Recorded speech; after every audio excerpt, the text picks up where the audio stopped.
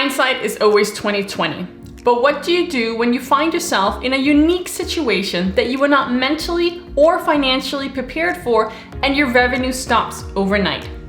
Today, I'm going to share with you several strategies that you can put into place today to ensure that your business has the best chance of surviving through a crisis.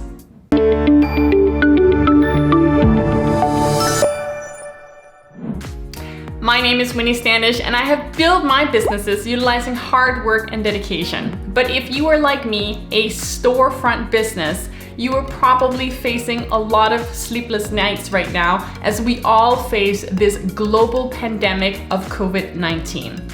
The worry is real. Perhaps the government has told your business that you are no longer allowed to operate and that you have to self-isolate. But what do you do when you no longer have revenue coming into your business and you still have bills to pay? Today, I'm going to share multiple ways that you can ensure your business has the best chance of surviving through this global pandemic. The first thing I recommend you do as a small business owner who have just learned of this news causing you undue stress is to take a pause.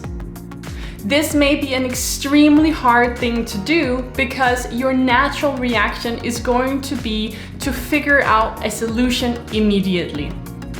But I urge you to take some time to let your mental state absorb what is going on. You are not going to be able to make proper decisions if you are under undue stress, causing you to make emotional decisions instead of calculated decisions. So even though your business may not have a lot of runway time to survive with no revenue coming in, I urge you to at least take a couple days to relax and to gain an overview on what the next task should be. The first thing I recommend that you do after having taken a few days to consume the situation is to ask your landlord for a rent decrease. If you are a small business owner with a storefront, chances are rent is going to be your biggest expense, and not having any revenue or limited revenue coming in is going to be a big hurdle. So anything you can do to decrease your expenses is going to provide you with more runway to make your business able to survive. This is not a time to be proud. Asking for help is not a sign of weakness and could mean the difference between you surviving or thriving. But I urge you to ask your landlord with compassion. Make sure that your request is from the heart and make sure that it's a reasonable request. Keep in mind that your landlord is also a business owner, and asking them to waive the full month of rent may not be a reasonable request at this point in time. Even if your landlord says no to a rent decrease, don't despair. Ask again in a few weeks or as the situation evolves. As more and more information becomes available and government help becomes more accessible, your landlord may be more willing to help out once your landlord fully understands all the resources available as a property owner. The third actionable item that you can do today is to examine all your bills. Make a list of all the recurring bills that you have that will not be able to be changed just because you have no revenue coming in.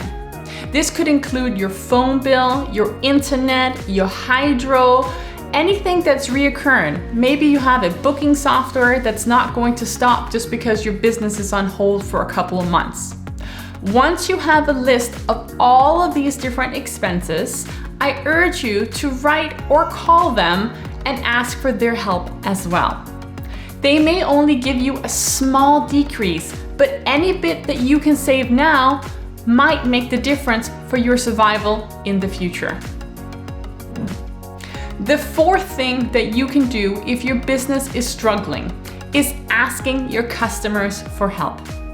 Now, this is a hard one. As a business owner who is pretty proud myself, asking customers for their help can be challenging. But there are many different ways that you can ask your customers for help. It doesn't mean that they have to just give you money. You can encourage them to help you by offering certain incentives that's going to make them want to purchase something from you that will have a benefit later on. An example of this could be a gift card. Perhaps you're offering a $50 gift card, but for a limited time, you'll give them an extra $20 so that the value will actually be $70 that they can spend in your business later on. If you're not currently set up for gift cards, this is definitely a time to start offering gift cards. Because if your business is closed and you have no ability to get customers into your business, you want to make sure that you have some sort of online portal so that at least a little bit of revenue can be generated during this closure period. And as a last resort, asking your customers for help could be running a virtual fundraiser. It has to be virtual right now because we can't get in the same room with people. But I urge you a little bit of caution when it comes to fundraisers. Generally speaking, if you are going to offer a fundraiser for your business, it means that you're at the very end stage. So if you still have many months of runway, I would recommend you leave this option until it's absolutely necessary. Chances are customers do want to help you out, but they also don't want to support a business where they know it could be closing any day and they might lose out on the services that they have already bought. The fifth way that you can ensure your business survives a global pandemic crisis is by adapting and rethinking your business. Chances are you're finding yourself with some extra time right now, and perhaps it's time to use that time to really examine if there's an opportunity for your business to continue in a completely different way than you originally intended. This could mean bringing your services or products online, even if to date you have only been a storefront business. In general, I would not recommend changing over your whole business concept if you're looking at a few weeks of closures, but if you are facing months of needing to be closed, then you definitely need to rethink what your business could look like online. The sixth way that you can ensure that your business has the best chance of surviving is by uniting with other small business owners in your area.